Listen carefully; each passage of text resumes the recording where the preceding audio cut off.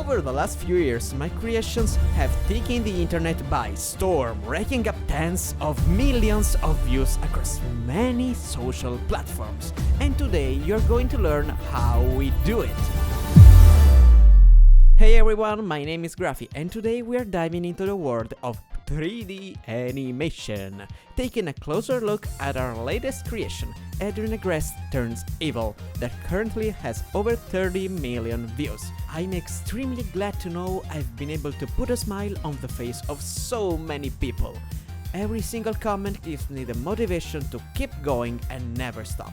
So thank you guys. In the next minutes, we are going to learn about planning, modeling, rigging, animation, lighting, compositing, and how to get viral on YouTube. Let's go!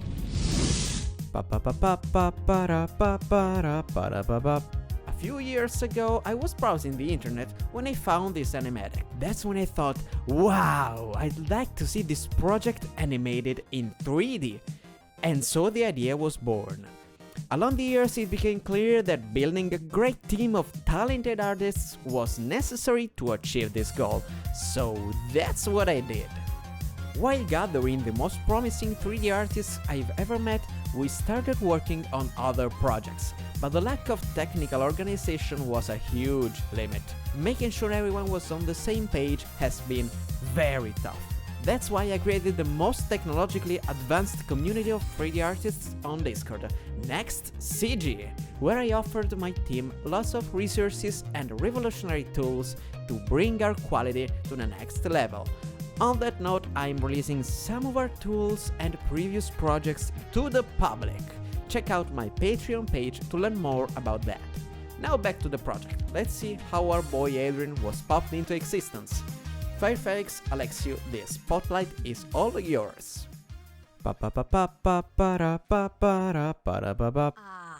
Thank you, good love. And let's now talk about this beauty's overall look. When we speak of animated characters, there's a fundamental section of modeling called topology. Said in simple words, we can consider it the distribution of the vertices on a surface following a logic. A model must look smooth, a pleasure to the eye, but it must also be usable and flexible in order to satisfy our needs. Verts can be placed in various ways on the surface, as long as they behave as wanted. It's not easy, definitely not easy, but experience teaches. The materials of the characters in this animation have all been elaborated in the same way, although Adrien's got a little exception for his skin.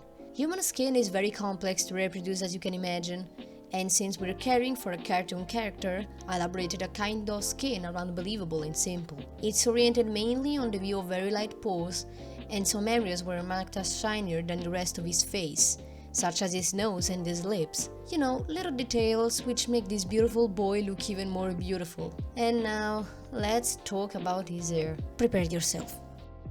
As you know, Adrien's hair was the hardest part to deal with. We wanted something which could give the character a full liveliness and feel believable.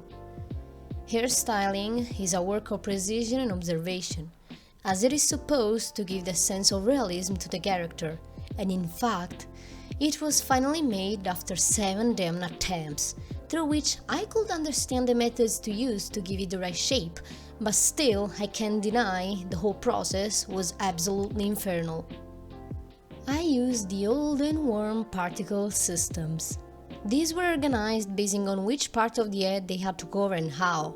Some of them, for example, were used to cover parts like his cranium and his temples, still preserving the original hair shape, while others were specifically used to make tufts. Even if these are very small, they were so important to give the hair a natural look, as hair itself is a very chaotic system. And then, many particles used a section called clamping, that, as the name itself tells, gathers the tips of individual hairs in one point. And that's it. That's how this beauty was finally completed. Physics simulations are another hell inside animation. They were used to move Adrien's hair and shirt, and even if they were set easily for the hair, for some weird reason, I can't say the same thing for his shirt. Very fast movements made the simulation impossible to be calculated correctly, and it resulted in unstable craziness. So, nothing out of the ordinary, I could say. By the way, I solved this problem with a craziness of mine, and may you believe it or not, after hours of patience it worked. The simulations were displayed as wanted. Ah! Hey, it's still me. I know you love me, guys. Now, jokes aside, let's see how the hospital was made. I took inspiration from many photos, most of them representing private hospital rooms. I mean, if that guy of a Gabriel is rich thanks to fashion, I don't see how he would choose something for the common people, you know? But back to our explanation. It required a lot of time to be made. Since I'm not a medic, I wanted something which was accurate, to say the least, so I searched information around on how a coma caused by trauma works, what the patient needs, what are the biological reactions, and more. Obviously, most of this information was totally useless. But hey, it's always personal culture, I guess. Anyway, the room was made one time but went across many revisions. This is the life of us artists, after all. Hi all! So, let's look in detail at how we create body and face contours, especially to produce facial expressions of this thickness. Let's start with the basics. A rig is the skeleton of a character that allows him to move. This is most often made up of the basic skeleton and the contours that move it. It is important for the contours to be as flexible as possible, so that animators can animate easily and with better efficiency. The process we use to create character rigs is greatly aided by the add-on AutoRig Pro, which is a tool used by us to speed up this process. What it does is to create the skeleton and the contours of the character based on the position of some main bones. But unfortunately, it is not that quick and easy. In fact, we still need to define the influence these bones have on the character model. That can be defined through the process of weight paint, a fairly long and stressful process, but one that in the end gives really satisfying results. This process was used for all the characters you see within the video and was done by our 𝗦𝗨𝗕𝗦𝗨, who was busy and could not talk about it in first person. Well, certainly in an animated video you can't miss the actual animation. Let's go straight to the main steps on how to create a stunning looking animation. First of all, animation is essentially a sequence of images scrolled at a high speed, in order to give the illusion of motion. The components that make an animation good are mainly timing and spacing. These are respectively the time at which an action is performed and how it is performed. To give an example, if we had to make a simple animation where a cube goes from point A to point B, we could decide to have the cube perform a jump, have it accelerate at the beginning, or have it simply arrive linearly at point B. All of this would always take place within a second, but how this is performed will be defined by our spacing, in other words, where we want the cube to be in each individual image. Even before starting animating, you need to have a good conception of the scene you want to make. One of the basic steps in this case is definitely to look at the animation we are trying to reproduce. See the camera angles and set it up in the most appealing way possible. Sometimes it may be necessary to study real references recorded from real life. In our case, some of us, including myself, recorded them on their own, and they were crucial in making the animation look as smooth as possible. Now let's get down to business. Usually the first step that is done in animation is the blocking. This consists in defining the timing, spacing and key poses of our character. This is the most important step of all because it will gather the essence of our animation. A masterful example of good blocking is this scene done by our Thomas, where with just a few poses you can understand very well the movement and emotion of the character. After blocking we move on to polishing, a rather tedious part in quotes. What we do is make the animation look smooth, by going to define all the poses in between our key poses. This process can take several hours to be fully completed, also because it might include possible errors made in the blocking phase that are not easy to fix. In animation, you must always structure your scene according to what the camera sees. Each of our animations seen from another perspective will most of the time look strange. Sometimes we might find them out in another position, but that in the camera looked more appealing. Or we can see the character place the ring on top of the table with a blank expression and without moving his body. That's just because the body was not seen in the camera and it was not necessary to animate the whole character. We could go on for a long time, but let's get to the fun facts. Now it's time for some fun facts. One of the memes that came out while we were working on the project is definitely this image. This was created by 𝗦𝗛𝗔𝗥𝗘, who one day came out sending this pair into the chat. From then it became a heavily used sticker on our server. Another very funny thing was when we rendered this specific scene. We start from a premise that the butterfly generation you see in the video is procedural, so we were amazed when we saw that the butterfly passed by and make a semicircle around Adrien's finger, giving emphasis and thickness to the whole scene. One last funny thing. One night, Graphy and I were in Discord vocal channel.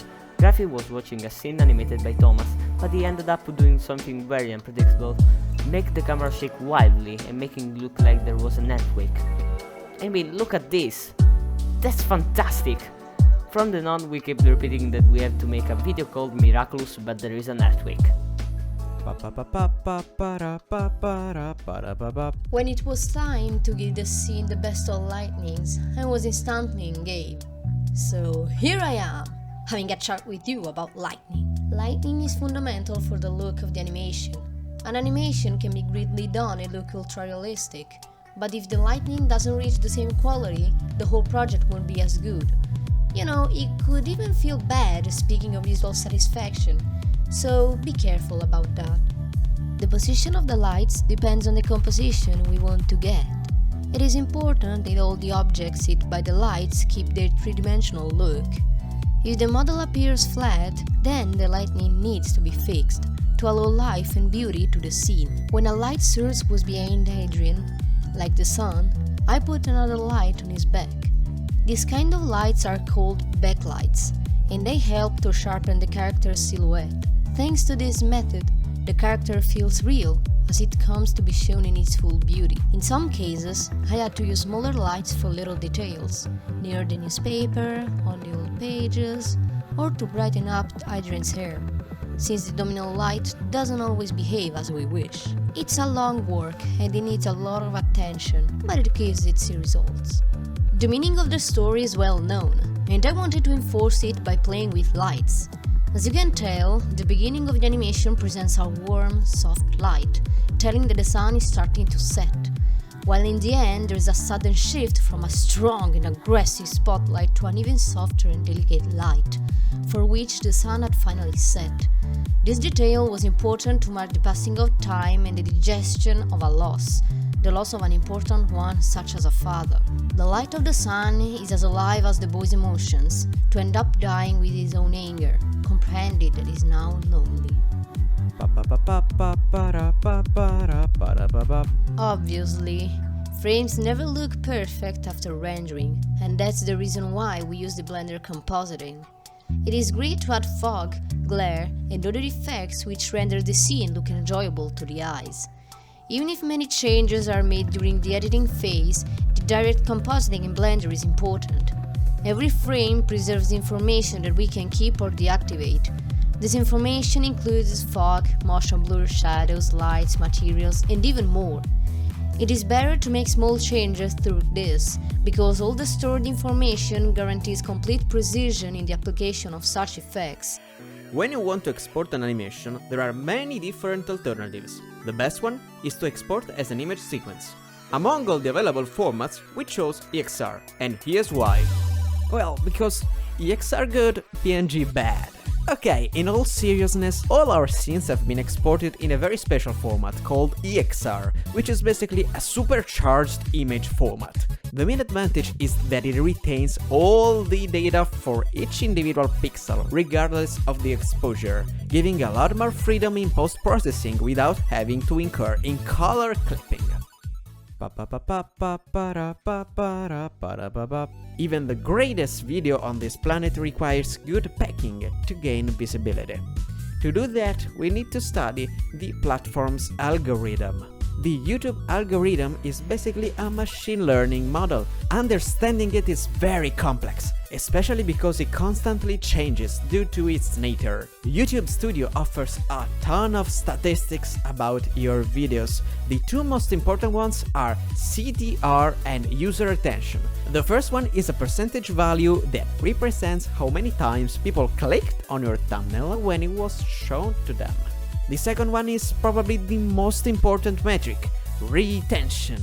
Back in 2012, YouTube rolled out a major change in the algorithm, switching from a view count-based system to a watch time-based system. What does it mean? It basically means that The longer people watch your videos, the more they get recommended. The metrics that YouTube Studio offers to analyze user attention are average view duration, total watch time, average percentage viewed. See, you don't only want a video to be viewed for long, you also want a video to be viewed mostly or even entirely. That affects the average percentage viewed. So, what can we do to optimize these values? First of all, we need to earn people's attention. The first few seconds of a video are super important. You have got to confirm the click with a very catchy intro that sets the tone for the entire video and shows the viewer exactly what is going to happen. Remember, showing is better than telling. Having a strong and very exciting intro will make people curious and will limit the slope at the start of the retention graph, convincing more people to keep watching the video. We also need to make sure we can retain this attention, so we don't want any stale moments in our videos, and we want to keep the topic relatable, so people will feel a direct connection with the content. Keep in mind that you need to have a progression during the video, or people will feel bored. Something has to build up inside the viewer. Let's say your video shows a race with a prize of $1 million. People are going to feel the suspense, wondering who is going to win, especially considering what's in stake, generating curiosity. Near the end, you need to have a payoff, where all the build-up reaches a resolution. This is the peak of satisfaction for the viewer. Make sure to avoid long outros, because people will likely click off at this point, and long outros will lower your average percentage viewed. Great! Now you know the basics of how to craft a successful YouTube video. Don't forget that the algorithm is constantly changing, so these suggestions can easily not apply in the future. What's most important is always staying creative. So thank you for watching. If you wanna know more about how we create our videos, check out Patreon, because I'm sharing everything we did right there. So thank you for watching, subscribe, check out Patreon, and see you next time.